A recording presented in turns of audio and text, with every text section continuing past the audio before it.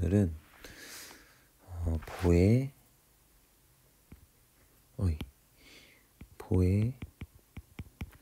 힘설계 시작이라고 해서 먼저 기호 알기 먼저 하겠습니다. 먼저 지금 알아야 되는 기호들은 이제 보의 휘설계를 할 때 계속 나오는 수식이나 어떤 철근비 기준 이런 거에 다 똑같이 이제 적용이 되고 계속 언급이 되기 때문에 처음에 이 기호가 어떤 걸 의미하는지 알면 뒤에서 이제 어떤 시계 이용 기호가 나왔을 때 이제 저희가 이해하기가 쉽겠죠. 그래서 먼저 바로 설계로 들어갈 수도 있지만 이렇게 기호를 먼저 딱 정리하고 그 다음 뒤에 이어서 이제 본격적으로 시작을 해보도록 하겠습니다. 먼저 보 같은 경우는 이렇게 직사각형으로 돼 있을 거고 먼저 이 가로를 B라고 하죠. 보통 정의가 되고 이 높이가 H로 정의가 됩니다. 이 기호는 알 것 같고 그 다음에 이제 철근 콘크리트니까 이게 IC5라고 하고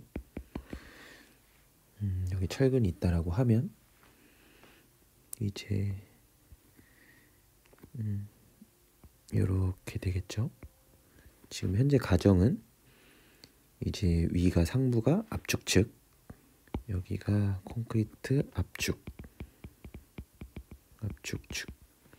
여기가 인장측이 되겠죠. 네, 이렇게 보로 따지면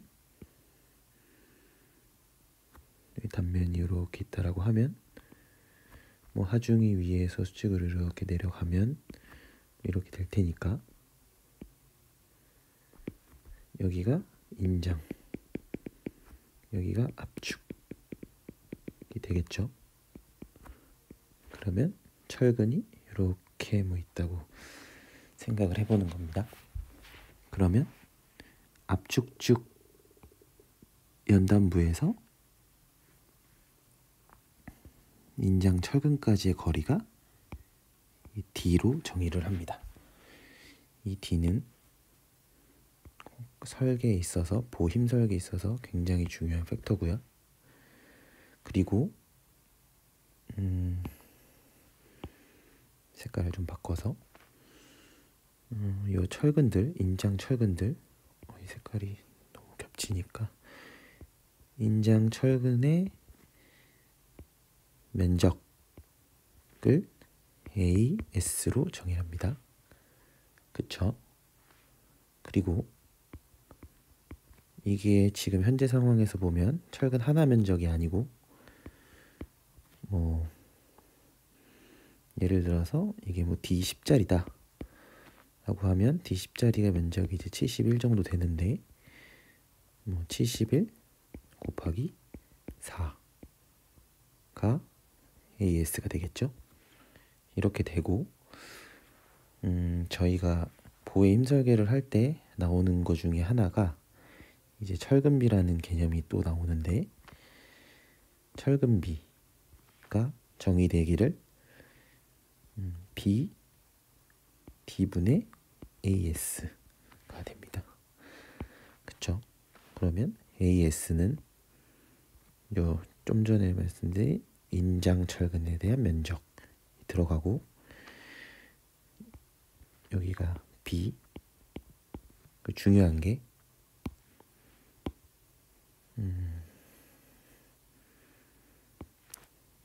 여기 철근비 규정할 때 이게 생각해보면 철근비가 BH분의 AS가 아니라는 거죠. AS가 아니고 이제 보호의 힘설계에서 나오는 철근비는 B 폭의 D, 그러니까 압축 연단에서 인장 철근까지의 길이 분의 AS다. 이거를 반드시 기억을 해야 됩니다. 반드시 기억을 해야 이제 헷갈려서 뭐 BH분의 AS로 하는 실수를 안 하겠죠. 이렇게 되고 지금 현재 상태는 지금 철근이 보통 보가 설계 될 때 이렇게 한 줄로 될 수도 있지만 두 번째로 이렇게 될 수 있겠죠. 이렇게 철근이 깔리고 이렇게 위로 두 줄로 될 수도 있겠죠. 그러면 사실은 이 D가 이 인장질 철근의 합력의 위치가 됩니다. 그래서 요 위 철근이랑 요 밑에 철근이랑 요 사이에 중간 어디쯤 되겠죠. 이렇게 정의가 되고, 그러면 이제 중요한 기호 중에 하나가 요 압축 연단에서 여기 제일 아래에 있는 인장 연단에서 제일 가까운 철근까지의 거리를 DT로 정의합니다. DT가 중요한 이유는 얘는 철근비 기준, 그쵸? 예를 들어서 뭐 최대 철근비라든가, 그죠? 이런 기준들에 이 인장 측 최외단 인장 측 철근의 변형률로, 그죠? 변형률로 이 기준이 정해지거든요. 그러니까 이 DT는 이렇게 두 줄로 있으면 압축 연단에서 가장 인장 멀리 있는 철근까지의 거리가 DT고, 그러면 첫 번째 예에서 봤던 이렇게 한 줄로 있는 거는 D랑 DT랑 같은 거죠. 그죠? 그렇게 생각을 하시면 되고, 그 다음에 만약에 여기서 이제 또 하나 추가가 돼서 압축 측에 이렇게 철근이 있을 수 있겠죠. 그죠? 이렇게 압축 측에 철근이 있는 거를 복근보라고 하는데 우리는 이제 압축 측에 대한 이런 면적 똑같이 그거를 AS 햇이라고 합니다. 즉 여기에 햇이 있으면 이건 이제 압축 측에 관련된 변수입니다. 기호죠, 기호. 변수가 아니라. 그러면 요 기준은 항상 거리의 기준은 이 압축축 연단부터가 기준이고, 여기서 압축 철근까지의 거리가 뭐가 되죠? D 햇이 됩니다. 그죠? 둘 다 압축 철근은 관련돼서는 이렇게 햇이 붙었죠. 네, 이렇게 이해를 하면 되고, 그러면 이렇게 크게 기호들은 이렇게 정리가 되는데, 사실 설계에서 중요한 건 결국은 이제 변형률이 굉장히 중요한데, 이제 변형률에 대한 기호도 알아야겠죠, 무조건. 그래서 한번 이렇게 지우고 다시 지우고 다시 요약을 해서 적으면 이렇게 빔이 있고, 빨리 적어보면 이렇게 있겠죠. 그러면 여기가 B, 높이가 H, 여기 인장 측 합력의 위치가 D. 그러면 이게 변형률이 이런 식으로 될 텐데, 이거는 뒤에서 언급을 하겠지만, 그죠? 이거를 변형률이라고 생각을 해보고, 지금 기호를 공부하기 위함이니까 기호에서 한 가지만 생각해보면, 여기 보면 여기 있죠. 이거 직선으로 된 게 보의 설계는 설계 과정 중 하나가 평면 유지 과정을 따르는 게 있습니다. 그죠? 그래서 이렇게 변형률이 이렇게 평면을 유지하면서 된다는 가정이 있다는 거는 미리 알아두고, 그러면 여기가 이제 압축축 콘크리트의 변형률인데, 그죠? 이렇게 다시 그려보면 이렇게 있는 보가 이렇게 눌러서 어떻게 될까요? 이렇게 되겠죠? 이렇게 됐다고 생각하는 거죠. 그러면 이제 이렇게 있던 게 이제 이렇게 어떻게 될까요? 이렇게 해서 이렇게 변형했다고 치는 거죠. 그죠? 여기는 줄어들려고 하고, 여기는 압축 변형률, 압축 변형률이 일어나겠죠. 그리고 여기는 늘어나려고 하니까, 그죠? 여기는 인장 변형, 그죠? 그렇게 해서 얘를 기준으로 이쪽은 압축, 이쪽은 인장이 되는 겁니다. 그죠? 이건 보에 힘들게 들어가면 자세히 배울 거고 공부할 거고, 그러면 이제 여기 압축축과 인장축이 되는 요 중립축 거리라고 하는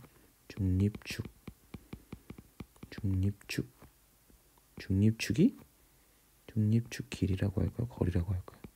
길이가 C로 정의됩니다. 이게 사실 보의 힘설계에서 이 중립축 C가 거의 보 설계의 70%다 라고 할 수 있습니다. 중립축만 알면 실제로 보설계의 뒤는 자연스럽게 순차적으로 다 풀리기 때문에, 사실 저희가 중립축 구하는 게 보설계에서도 그렇고 굉장히 중요합니다. 어쨌건 용어가, 기호가 압축 연단에서, 이것도 역시 기준이 압축 연단이죠. 중립축까지의 거리, 여기가 중립축이면 중립축까지의 거리를 C로 정의한다 라고 할 수 있고, 그 다음에 아까 말씀드린 요 연단에서 여기 최외곽 인장 철근의 요 변형률이 입실론 T가 됩니다. 그쵸? 네, 이렇게 입실론 T, 얘가 아까도 말씀드렸듯이 이 기준이, 이 변형률이 어느 정도 변형을 해야 되는지가 철근비 기준과 연관됩니다. 이렇게 연관이 된다. 이 변수가, 이 변형률이 이 정도를 알아두면 될 것 같고, 그럼 당연히 똑같이 요 압축축 콘크리트도 변형률이 있겠죠. 그래서 압축축 콘크리트의 변형률을, 콘크리트니까 이 C로 표현합니다. 그죠? 이 C가 중요한 건 한 가지 말씀드리면, 보의 휨강도 산정 시 이 C 이퀄 0.003에 도달 C를 기준으로 한다. 그죠? 저희가 보의 모멘트 강도를 한정할 때 그 기준이 되는 게 이제 이 C가 입실론 C가 0.003에 도달한 시점을 기준으로 이제 보의 힘 강도 이제 Mn 모멘트 강도를 산정하게 됩니다. 그쵸? 그럼 이렇게 보의 힘 설계에서 나오는 기호들을 살펴봤고요. 마지막으로 이 D까지의 변형률을 뭐가 될까요? 여기를 우리는 ES로 이제 정의할 수 있습니다. 그쵸? 그러면 지금까지 요약하면 보호 설계에서 나오는 기호들 B 있겠고 H 있고 D 있었고 그 다음에 철근비 있었죠. 여기서 중요한 건 AS, B, D다. 이게 중요했고 AS 알아봤고 그 다음 압축축 관련은 AS 다시 햇이죠. 햇. 그 다음에 철근비 햇. 이것도 압축축 관련된 것들 기호들 있었고 이제 변형률 중심으로 해서 압축 연단의 변형률 입실론 C와 최외곽 인장 압축 연단에서 가장 멀리 있는 철근의 변형률 입실론 T 그리고 D까지 있는 D까지 D를 기준으로 얘랑 기준으로 하는 철근의 변형률 입실론 S. 그쵸? 이제 이 정도. 그리고 중요한 걸 빼먹었네요. 중요한 거가 중립축과지의 거리 C. 그쵸? 여기 있는 이 기호들을 먼저 알고 이제 이 다음부터 보의 힘 설계로 들어가시면 훨씬 그 책이나 이런 것에 있는 이런 기호들을 보고 이게 어떤 걸 의미하는 기호지 해서 좀 더 사실 훨씬 이해가 쉬우실 거라고 생각이 듭니다. 그러면 이번에는 딱 기호를 정확히 이해하는 것까지 하고 마치겠습니다. 네, 감사합니다.